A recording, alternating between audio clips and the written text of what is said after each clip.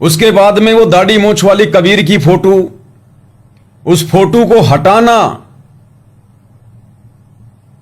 और कबीर अपने गुरुजी को मान के उनका प्रकट दिवस मनाना, यह प्रेरणा परमात्मा ने जयपुर के एक रूपदास भगत को की।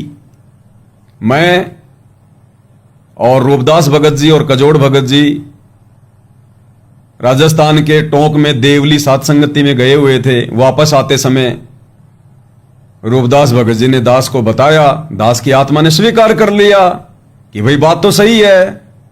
जब हमें ओरिजिनल भगवान मिल गया कि गुरु को ही भगवान मानना है और होता भी गुरु ही भगवान है इस भक्ति में, तो बताओ फिर उस कागज के टुकड़े का हम क्या करेंगे। एक के साधे सब सदें, सब साधे सब जाए, और माली सींचे मूल को फले फूले घाए।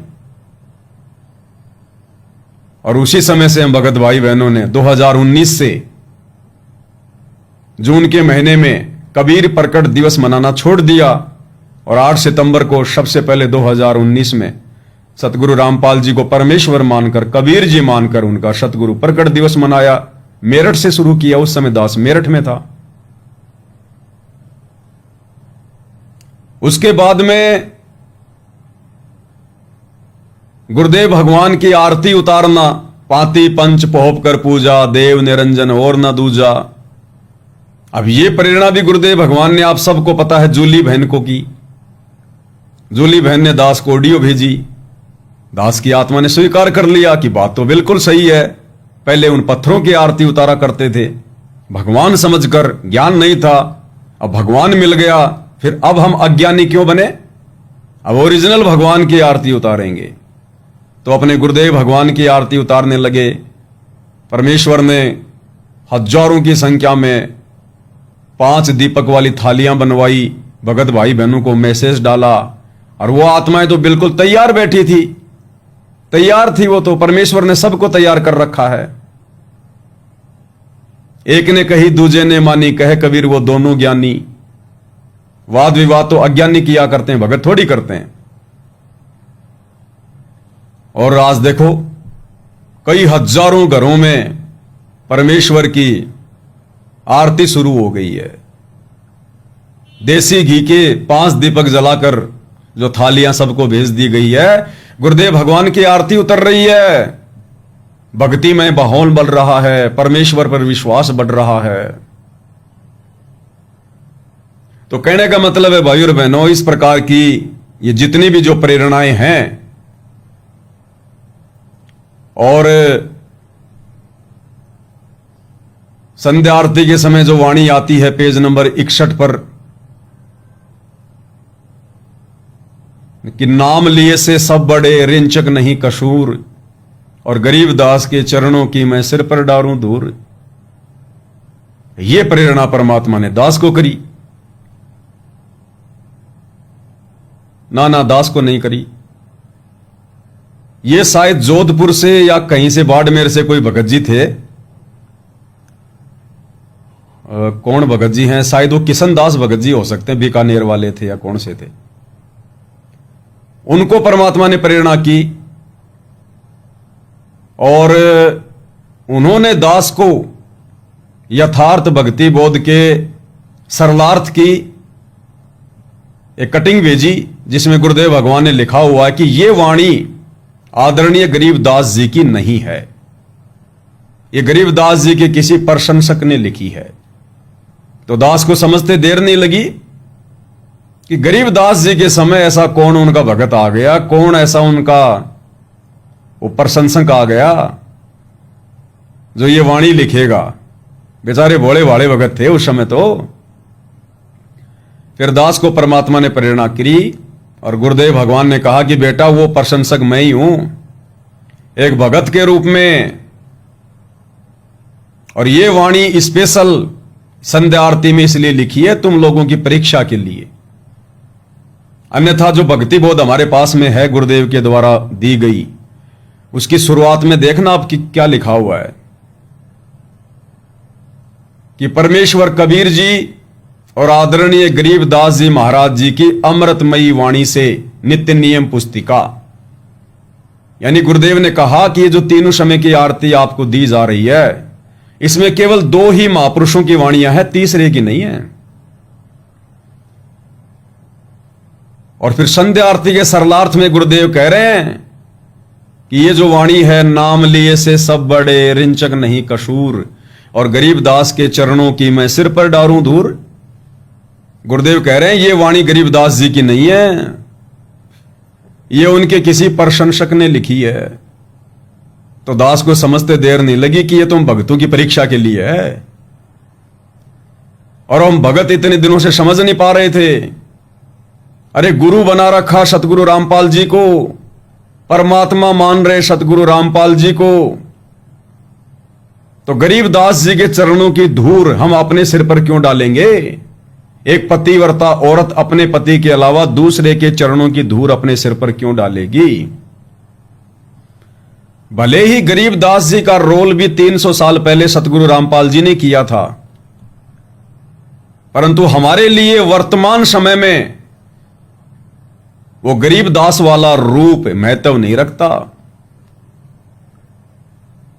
हमारे लिए वर्तमान में वो 650 साल पहले वाला दाढ़ी मूंछ वाला कबीर जी वाला बनावटी रूप महत्व नहीं रखता। हमारे लिए वर्तमान में यदि कोई रूप स्वरूप महत्व रखता है तो केवल वक्त गुरु का, प्रेजेंट गुरु का, सतगुरु रामपाल जी का। हमने गरीबदास जी की वाणियों से मतलब है, और वाणियां गुरुदेव ने समझा दी, बता दी, दे दी। हमने उनके रूप से मतलब नहीं है, उनकी फोटो से मतलब नहीं है, उनका बौद्ध दिवस मनाने से कोई मतलब नहीं है। अन्यथा हम पतिव्रता पद पर कैसे कह सकते हैं अपने आप को? हमने पति बना लिया सतगुरु रामपाल जी को और चरणों की धूल डालेंगे गरीबदास जी की। हम तो दोगली आत्मा है, व्यभिचारिणी आत्मा है, वैश्य आत्मा है। फिर आत्मा है एक है तो उसका परमात्मा भी एक है, और उसी के चरणों की धूल सिर पर डाली जाएगी। तो दास की आत्मा ने स्वीकार कर लिया, और परमेश्वर ने फिर संगत में मैसेज डलवा दिया, और दास ने नई भक्ति बोध में उस वाणी को छपवा दिया। गरीबदास जी का नाम हटवाकर सतगुरु रामपाल जी के चरणों की मैं सिर पर डारूं धूल लिखवा दिया। उस पर भी बहुत हंगामा हुआ। कई भगत भाई बहनों ने ऑब्जेक्शन किया कि गरीबदास जी की वाणियां नहीं छेड़नी चाहिए, गुरु जी का आदेश है। अरे भैया, गरीबदास जी की वाणी होती तो नहीं छेड़ते, लेकिन वो वाणी तो गरीबदास जी की है ही नहीं, गुरुदेव ने क्लियर कर दिया। तो ये प्रेरणा भी परमेश्वर ने की। एक संध्या आरती के लास्ट में हम बोलते हैं, पहले बोला करते थे जब तक ज्ञान योग नहीं खुला था, गुरु भगवान समझ में नहीं आया था, कि स्वामी राम देवानंद दाता आपकी घनी अमोलख बाता। स्वामी राम देवानंद दाता आपकी घनी अमोलख बाता। तेरा राम पाल अज्ञान अज्ञान की जो शतलोक का वासी, किया शतलोक का वासी। हम सब ये वाणी बोला करते थे कि तेरा रामपाल अज्ञान, तेरा रामपाल अज्ञान। और स्वामी राम देवानंद जी दाता, बाद में गुरुदेव भगवान ने ज्ञान योग खोला। कैसे खोला? दास जोधपुर गया हुआ था। जोधपुर से पहले हमारे गुरु भाई थे डॉक्टर रामेश्वर जांगिड़ जी, नशा मुक्ति के डॉक्टर भी थे, और काफी समय पहले से करोथा आश्रम से गुरुदेव से जुड़े हुए थे। सारनाम भी प्राप्त था उनको। बरवाला कांड के बाद में उन्होंने मुझे बुलाया जोधपुर में, और जिस समय संध्या आरती कर रहे थे ऑडियो में, उस समय ऐसे किया करते थे। तो जब ये लास्ट की वाणी आई तो उन्होंने अपने स्पीकर को बंद कर दिया और अपने मुंह से बोलने लगे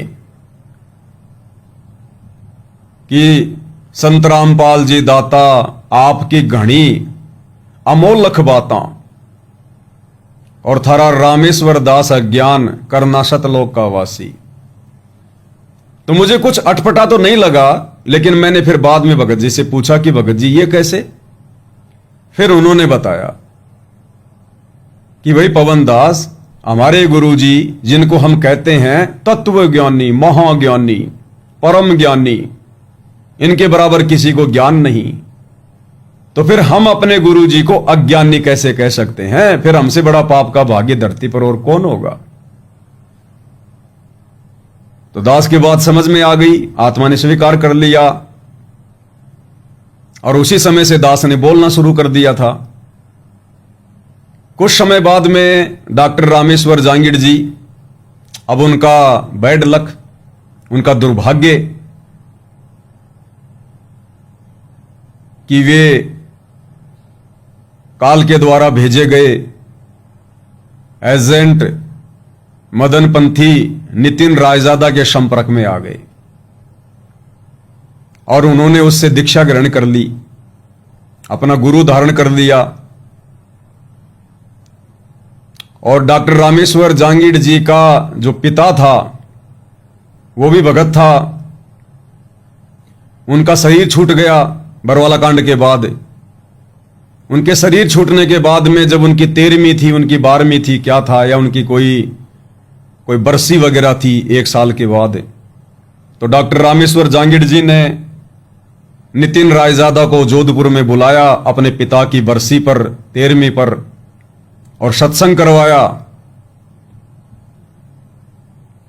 और जब दास को इन सब बातों का पता चला तो फिर दास ने उनसे दूरी बना ली कि भगत जी देखो, राग द्वेष ईर्ष्या मनमुटाव तो यहां किसी से नहीं है, और आप और हमारा रिश्ता केवल गुरुदेव भगवान के कारण है। बाकी हम तो एक दूसरे की जाति और धर्म भी नहीं जानते और ना पूछते, ना हमें मतलब, ना हमारी आपस में कोई यारी दोस्ती रिश्तेदारी। हम आपस में जुड़े हैं गुरुदेव के ज्ञान से, गुरुदेव के कारण। और अगर आप गुरुदेव के ज्ञान के विरुद्ध चलोगे तो आप और हमारी कैसी यारी, कैसी दोस्ती, कैसी रिश्तेदारी? कुछ नहीं। एक पल में हट जाओ, दूर हो जाओ, फिर एक पल में। लेकिन राग द्वेष ईर्ष्या फिर भी नहीं करना। कभी मिले तो प्यार प्रेम से सच्चाई भगत जी बोलो, नो प्रॉब्लम।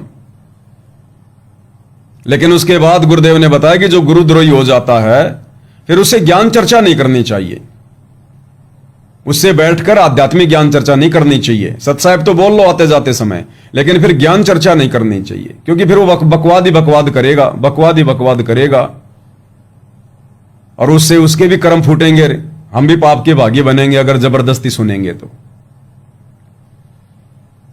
तो दास ने उनसे अपना परमानेंट रिश्ता समाप्त कर लिया। उसके बाद परमात्मा ने फिर दास को प्रेरणा करी कि भाई पहले क्या और परमेश्वर को उपमा दी जाए। संत रामपाल जी दाता, इससे पहले और क्या कुछ परमेश्वर को उपमा दी जाए।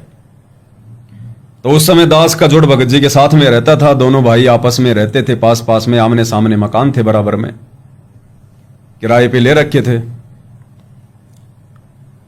तो दास ने कहा कि भगत जी इसमें बोलना चाहिए सतगुरु रामपाल, हाँ, कजोड़ भगत जी ने कहा कि ये बोलना चाहिए सतगुरु रामपाल जी दाता।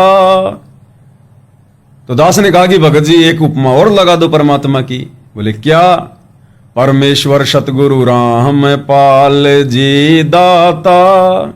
तो भगत जी ने स्वीकृति दे दी, वो बहुत अच्छी बात है, गुरु भगवान के आगे तो जितनी मर्जी उपमा लगाओ, नो प्रॉब्लम। और उसके बाद फिर ये परफेक्ट वाणी बन गई। उसके बाद ये फिर पुस्तकों में छपवा दी गई और सभी भाई बहन फिर अपने गुरुदेव भगवान को महिमा देकर, उपमा देकर, और लास्ट में अपने गुरुदेव की जगह स्वयं का नाम कि परमेश्वर सतगुरु रामपाल जी दाता, आपकी घनी अमोलख बाता। परमेश्वर सतगुरु रामपाल जी दाता, आपकी घनी अमोलख बाता। थारा पवन दास अज्ञान, अज्ञान की जो सतलोक का वासी थारा पवन दास अज्ञान अज्ञान की जो सतलोक का वासी मेरे गुरुदेव भगवान भगवान दीजो काट काल की फांसी। और परमेश्वर ने फिर भक्ति बोध में भी लिखवा दिया और सभी भाई बहन उसी हिसाब से हम बोल रहे हैं।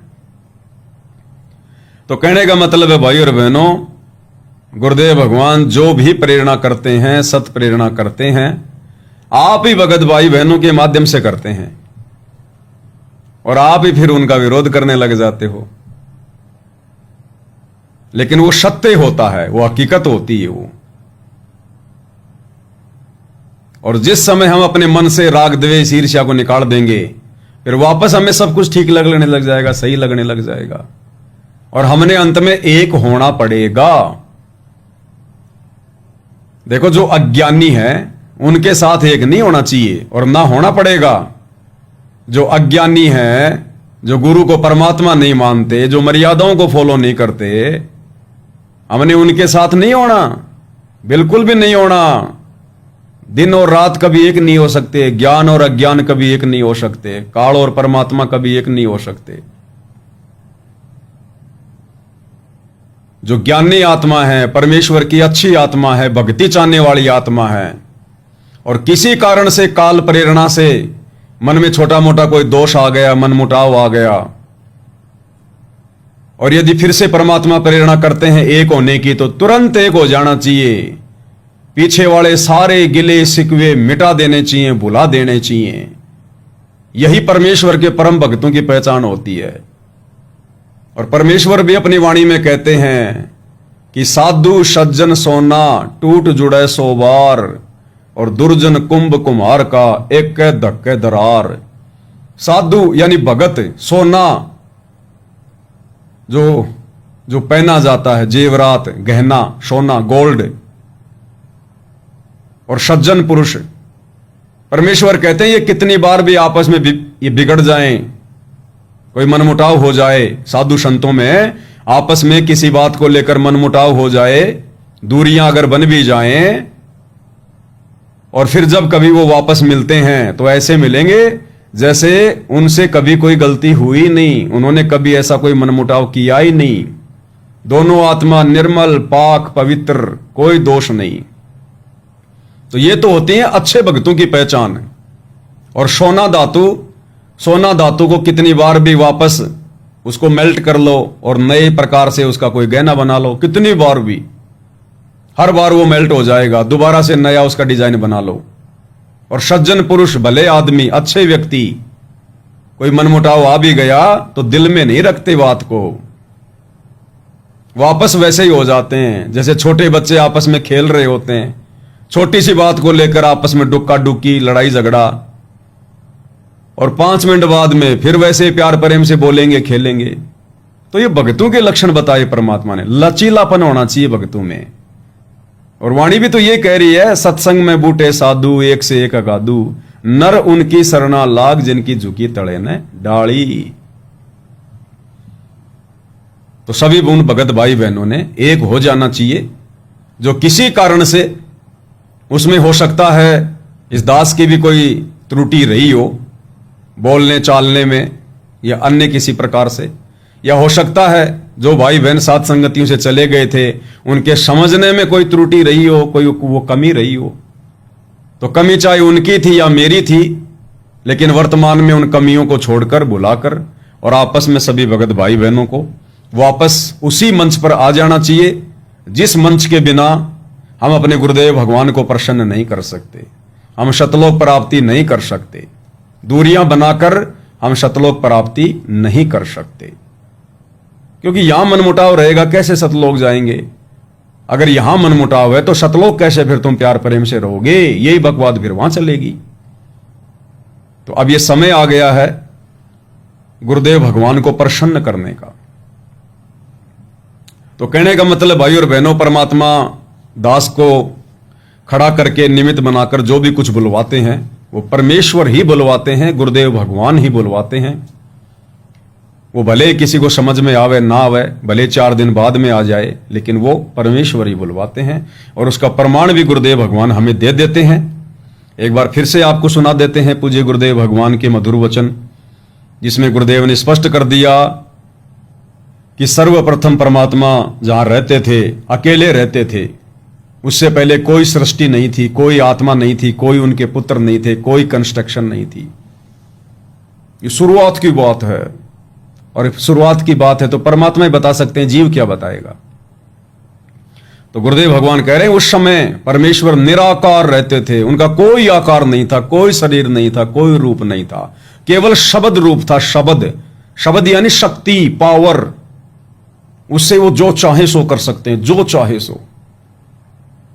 फिर परमेश्वर के मन में ख्याल आया, अब ये मन शब्द आते ही काल प्रेरणा करेगा, परमेश्वर के भी मन होता है क्या? सतलोक में भी कोई मन होता है क्या? अरे भाई, यहां के हिसाब से बातें समझाई जाती हैं, यहां के हिसाब से समझाई जाती है। या फिर ये सोच लो कि परमेश्वर ने एक ख्याल किया, ख्याल, गुरुदेव कहते हैं कि परमात्मा ने एक ख्याल किया, एक खेल रचा, नीचे के 3 लोकों की रचना की, और उन लोकों में परमात्मा ने कमल का फूल बनाया अपने शब्द शक्ति से, बिना पानी के, बिना तालाब के। और परमेश्वर फिर शतलोक में उस कमल के फूल पर आकार में प्रकट हुए। सबसे पहले अकेले आकार में आए परमात्मा, नर रूप में आए, आकार में। उससे पहले आकार में नहीं थे, नर रूप में नहीं थे, शरीर में नहीं थे। उसके बाद परमात्मा ने अपने एक वचन से 16 द्वीप रचे, फिर अपने 16 वचनों से अपने 16 अपने पुत्रों की रचना की, प्रत्येक को एक एक द्वीप दे दिया। फिर आगे सृष्टि रचना में गुरुदेव ने हमें समझाए रखा है किस प्रकार से फिर आगे की रचना हुई। तो भाई और बहनों, वो परमेश्वर है, और ये शरीर, ये देह परमेश्वर केवल आप और हम आत्माओं के लिए धारण करते हैं, अन्यथा उन्हें आवश्यकता नहीं है। हम नित्य नियम के लास्ट में पढ़ते हैं, धन सत गुरु उपदेश देवा 84 ब्रह्म मेट ही, तेज पुंज अन्य देह धर कर इस विधि हमको भेट ही। तेज पुंज अन्य देह धर कर इस विध हमको भेट ही। ये शरीर धारण केवल आप और हमसे मिलने के लिए परमात्मा धारण करते हैं, अन्यथा उनको शरीर में आने की आवश्यकता नहीं है। तो थोड़ा सा ये विश्वास हो जाए भाई बहनों को, इसलिए दास ने ये सत्संग सुनाया है आपको, अन्यथा दास को सुनाने की आवश्यकता नहीं थी। तो एक बार फिर से सुन लीजिए पूज्य गुरुदेव भगवान के मुख कमल से। सतलोक में सबसे पहले सतपुरुष ने अपने अनामी लोक पे आके, सतलोक से ऊपर और लोक हैं, 3 लोक और हैं, एक अलख लोक है, एक अगम लोक है, एक अनामी लोक है। अनामी लोक में जहां पर वो पूर्ण परमात्मा निराकार रूप में रहता है, अनामी लोक में जहां पर वो पूर्ण परमात्मा निराकार रूप में रहता है, अनामी लोक में जहां पर वो पूर्ण परमात्मा निराकार रूप में रहता है, और सतलोक में वो आकार में आता है। जैसे निरंजन अपने लोक में वही नकल निरंजन ने की। और भाई और बहनों, इस ऑडियो से पहले, इस सत्संग से पहले परमात्मा ने जूली बहन के माध्यम से भी यही बुलवा दिया था। अब देखो, बहुत सारे भाई बहन जूली बहन के माध्यम से परमात्मा जो ज्ञान आधारित जो संदेशे दिलवाते हैं आप और हमारे विश्वास के लिए, क्योंकि वो तो समर्थ है, कुछ भी कर सकता है, कुछ भी अपने आत्माओं के माध्यम से। हां, यह है कि हमने आंखें बंद करके विश्वास नहीं करना चाहिए। कोई भी भाई बहन अगर परमेश्वर के निमित्त होकर संदेशा दे रहा है तो सुनना चाहिए, देखना चाहिए, लेकिन विचार गुरुदेव के ज्ञान आधार से करना चाहिए। तो दास के पास में जूली बहन की ऑडियो आती हैं, वो भेजती हैं, परमात्मा उनको प्रेरणा करते हैं, बुलवाते हैं, और उनमें जो दास को जो मालिक की प्रेरणा से जो उचित लगती है वही दास आपके सामने रखता है और बिल्कुल सबकी आत्मा स्वीकार करती है।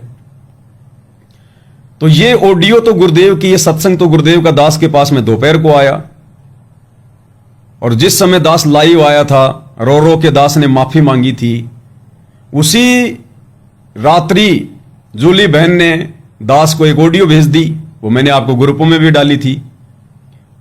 तो गुरुदेव भगवान ने उसको जो भी कुछ दिखाया, और गुरुदेव बार बार यही कह रहे थे कि बेटा तूने कोई गलती नहीं करी है, तेरे से कोई गलती नहीं हुई है। वो जो भी कुछ बुलवाना था मैंने ही बुलवाया था। तो संदेशा तो उसी समय आ गया था गुरुदेव का, लेकिन गुरुदेव अपने मुख से कहें तो फिर बात ही कुछ और होती है। तो क्या कहा था बहन ने, सुनते हैं उन्हीं की आवाज में। बंदी छोड़ सतगुरु रामपाल जी भगवान जी की जय हो। जय हो बंदी छोड़ की लौट को नहीं ओढ़ की। सत्ता भैया जी दास जी परमात्मा जी को छोटी भोग आरती के साथ में भोग लगा रही थी, तो परमात्मा जी ने दिखाया, परमात्मा जी ने दिखाया आप अपने घर में परमात्मा के दरबार साहिब में बैठकर खूब रो रहे हो, खूब मतलब रो रहे हो, ऐसे रोते ना बच्चा फपक फपक कर रोते, इस तरह से आप रो रहे हो। परमात्मा जी बैठे हैं, परमात्मा का यही स्वरूप है जो फोटो बनवाई है। परमात्मा जी को हंस रहे, करे क्यों रो रहा है बेटा, क्यों इतना दुखी हो रहा है। जैसे छोटे बच्चे रोते हैं किसी बात को जिद करके, तो उनके पापा अपने दोनों हाथों से उनकी आंखों के आंसू पोंछते हैं, फिर गले से लगाते हैं, फिर बच्चा गले से हटने की कोशिश करता है, फिर उसके पापा उसको गले लगाते हैं। इसी तरह से परमात्मा जी आपको गले लगा रखो। परमात्मा हंस रहे, कह रहे क्यों रो रहा है बेटा, क्यों इतना दुखी हो रहा है। तो आप जी कह रहे हो परमात्मा मुझसे इतनी बड़ी गलती कैसे होगी, मैं इतनी बड़ी गलती सपने में भी नहीं कर सकता। ओ परमात्मा मुझसे कैसे इतनी बड़ी गलती कैसे होगी, मैंने कैसे बोल दिया। तो परमात्मा कह रहे बेटा तुझसे कोई गलती हो ही नहीं सकती, तूने कोई गलती की ही नहीं। हमें तो इस तरह से बुलवा करके कुछ संगत की परीक्षा लेनी थी, सो दास ने ले ली, अपने आप को परमात्मा दास कह रहे ले ली। इसमें तू इतना क्यों दुखी हो रहा है, मत दुखी हो, तुझे पता है मैं तेरी आत्मा में तेरे हृदय में विराजमान हूँ, मैं निवास करता हूँ, और तू दुखी होता है तो फिर मैं भी दुखी होता हूँ। मेरे भगत दुखी मेरा आपा दुख हो, ऐसे गुरु जी कह रहे थे। तू दुखी मत हो, परमात्मा हंस रहे और इसी तरह से कह रहे हैं। फिर भी आप खूब रो रहे हो। फिर परमात्मा के चरण पाद कर उन्हें उठाकर अपने सर पे मारने लगे कि मुझसे इतनी गलती कैसे होगी, मुझसे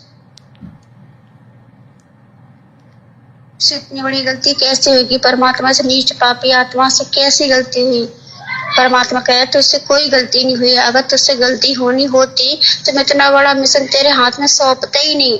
तुझसे कभी गलती नहीं हो सकती, तू मर जाएगा मिट जाएगा, पर अपने गुरु के आदेशों की अवहेलना कभी नहीं करेगा, ना ही कोई ऐसा शब्द बोलेगा जिससे परमात्मा की तौहीन हो, उनका अपमान हो और भक्तों को ठेस पहुंचे। पर कुछ बच्चे नहीं समझ पाए, वो नादान है, इसमें उनकी भी गलती नहीं और तुम्हारी कोई गलती नहीं, मत रो बेटा। फिर परमात्मा ने आपको कुछ दिया है, क्या है, किताब से ये होते नहीं, पुराने जमाने में राजा लोगों को लेटर जाया करते थे, इसी तरह क्या है परमात्मा ने किया, बेटा तुझे इसे बहुत संभाल के रखना है। तुम कह रहे हाँ परमात्मा जी, दास मर जाएगा मिट जाएगा, तन मन धन वचन कर्म से इस आदेश को पूरा पालन करेगा, इसको कभी खंडित नहीं होने देगा, ना ही इसको तोड़ेगा। तो परमात्मा कहे रो नहीं बेटा, और मैंने जो तुझे मिशन सौंपा है तन मन धन वचन कर उसमें आगे बढ़। अगर तू इस तरह से कमजोर पड़ जाएगा, दुखी होगा, तो फिर आगे कैसे बढ़ेगा। और तुझे इस तरह से रोना नहीं है। फिर भी आप रो रहे हो, चुप नहीं। परमात्मा को हंस रहे, बेटा रोते नहीं है। अगर मुझे पता होता कि तू कोई गलती करेगा तो मैं तुझे मिशन सौंपता, मुझे पता है, मैं तेरे अंदर तक की जानता हूँ, तू मेरे हृदय में वास करता है।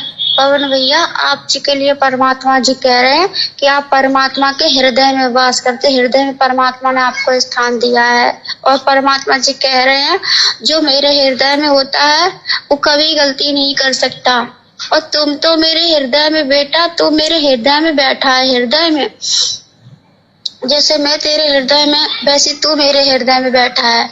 इस तरह से तू रो मत। और परमात्मा कह रहा है बेटा रो मती, और मैंने तुझे अपने चरणों में स्थान थोड़ी दिया, मैंने तुझे अपने हृदय में स्थान दिया, तू मेरे हृदय में बैठा है। मेरा प्यारा बेटा है, तो इस तरह से दुखी होगा तो कमजोर पड़ जाएगा, और मैं तुझे कमजोर नहीं देखना चाहता हूँ।